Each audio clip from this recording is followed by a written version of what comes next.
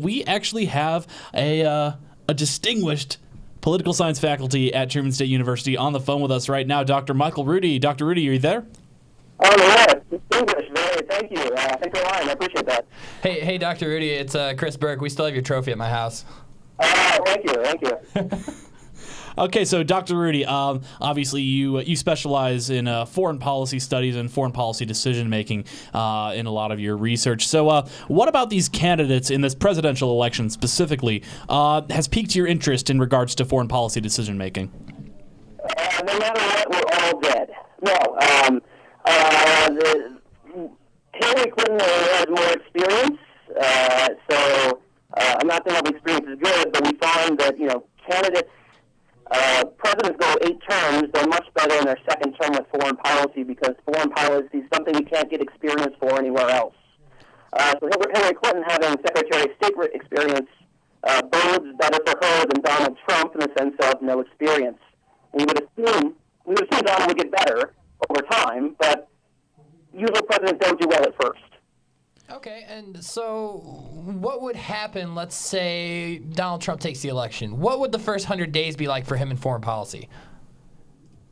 If the main focus is on foreign policy, there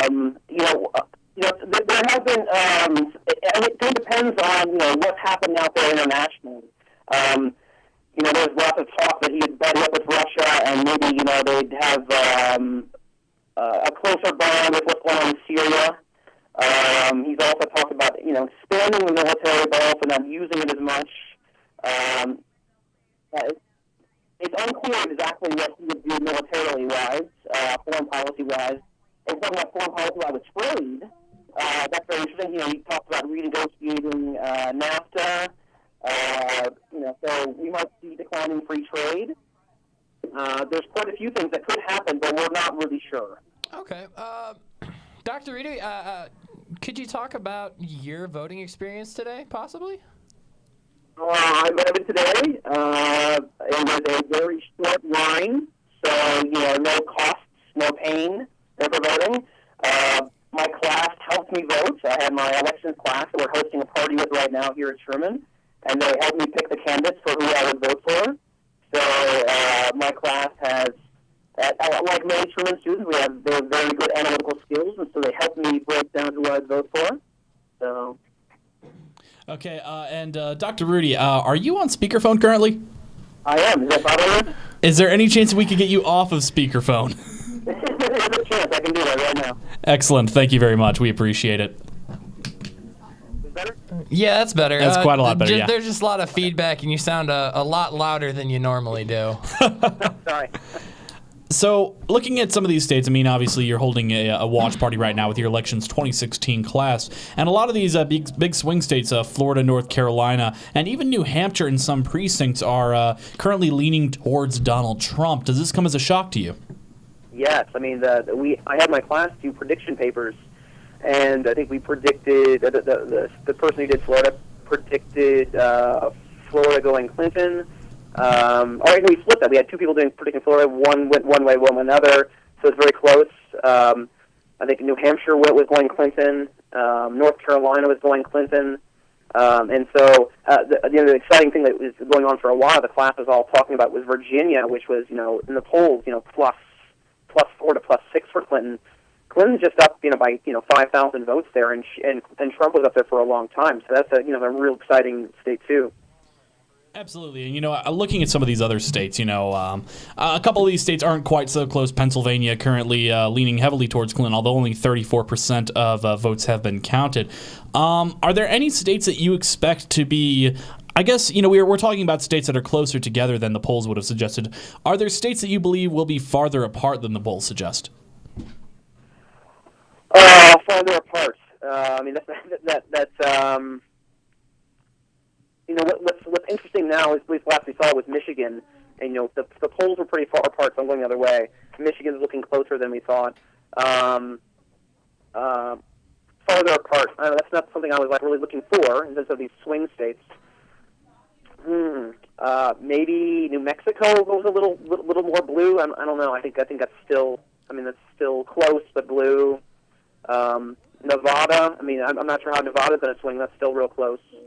Yeah, we talked to Shade Shorten, a Truman student. You might know her. She's currently on the team for Hillary for America in Nevada. We spoke with her a little bit about her experiences in Nevada earlier in our coverage, and she expressed a lot of optimism about Nevada for Clinton. But the poll suggests that maybe that state isn't quite so definite for Miss Clinton as we might have expected.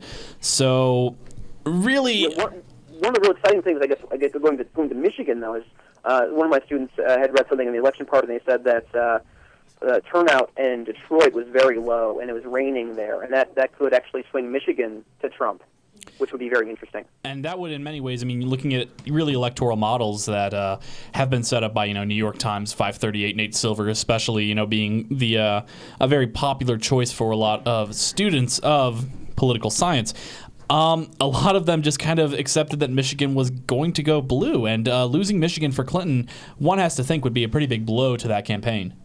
Yeah, it would definitely make this exciting. My class has been on pins and needles, and then we were kind of all in awe and shock while Virginia was sitting bright red, and then now it has changed. The temperature of the room dropped, and everybody's going, who knows how this is still going to go, but it doesn't look as Trump heavy now. Absolutely. And Chris, I think you've got a couple things that you wanted to ask. Yeah, Dr. Rudy, your research has focused on security studies before. Let's just say there would be a Donald Trump elected president. How would security between the United States and Mexico change within the next couple of years? Well, Donald Trump went down there to talk to the president, so. Trump had this promise of building a wall and making Mexico pay for it. I don't know how he's going to do that. But I can't. I don't know. I can't see this. I can't see radical changes between U.S.-Mexico relations. And what about United States-Canada relations? Except for the occasional people joking they're moving to Canada, I don't see major changes there either. If Donald Trump has suggested he wants to renegotiate NAFTA, that is not out of the realm of possibility, right? But I think the biggest issue we have to deal with, is the U.S.-Mexico border is, of course, the drug trade issue that causes all kinds of problems for a few states down there. Right. And so how we change security there can have an effect. Right. So you touched a little bit on this, or a little bit earlier in our discussion. You talk about NAFTA and its relation to free trade. One of the hot button issues of this election has been the Trans-Pacific Partnership, which Donald Trump has voiced deep concern over, and just free trade in general. Speaking as an economics student, right? I got to throw that plug in there. My question to you is, would a Donald Trump presidency have as big of an impact on I think my mic just got out. My apologies. Would a Donald Trump presidency have as much of an impact on free trade as his campaign suggests, or do you think that's going to be a lot more reliant on how the Senate race turns out? Because I'm looking at this right now, and the Senate race itself is pretty close in a lot of states. Yeah, what's really interesting is, what we find is that members of Congress, depending on their constituents, and senators, depending on their states, are usually the ones who are anti-free trade, and presidents are usually pro-free trade because free trade usually benefits the nation as a whole. And so this would be pretty interesting to see a general policy shift against free trade by a president. This is not the norm. And so that can have real meaning. I guess I'm not sure what Trump really plans to do besides make America great again.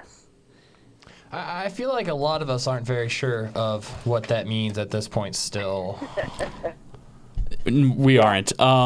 So I guess my last question for you then, Dr. Rudy, is how do you see this election turning out tonight? We've been looking at all kinds of different applications and prediction models out there. My guess is Clinton still takes this. It's just a lot closer than people predicted. Maybe she only ends up with 276 or 278 electoral votes. But the path still looks better for Clinton than Trump. But Trump does seem like a real possibility now.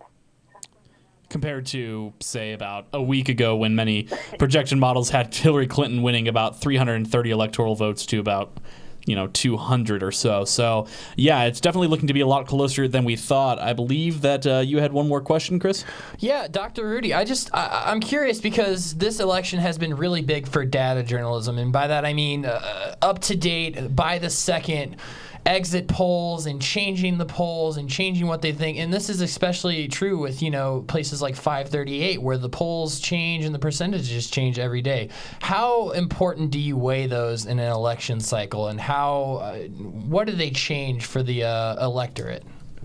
Well, there have been a lot of good articles about this in the sense of, each poll is done a little differently in there, who is the likely voter, right? And so, and then of course, you get, let's say you're trying to oversample some group, or you're weighting a sample of some group. So let's say you get 30 blacks in your sample or 40 Latinos in your sample, and you weight them a certain way. However you weight them, they can have a real effect on your prediction model. And so we're getting these various models here, and if we don't see, say, high black turnout, or we see high Latino turnout, this could change the prediction from these surveys. So you have to be smart with you have to know, or how do you know? You have to have good prescient powers to know which groups are going to turn out or not. So what we're saying is who gets their share, who gets their group to turn out, and that's going to have a huge impact on these swing states. Now, how important do you find these data journalism sites to be? And do you think that they change the game at all? Do they have a positive impact or a negative impact on the way we vote? I don't know if they have a big impact on the way we vote. I think it makes it more exciting. The horse race part of the election is always exciting, right? And so they just kind of add more data, more information. You can get more worked up over a new data point. And political scientists, we love data points. So they kind of add to the fun of it. And there's always this margin of error that's built within these models.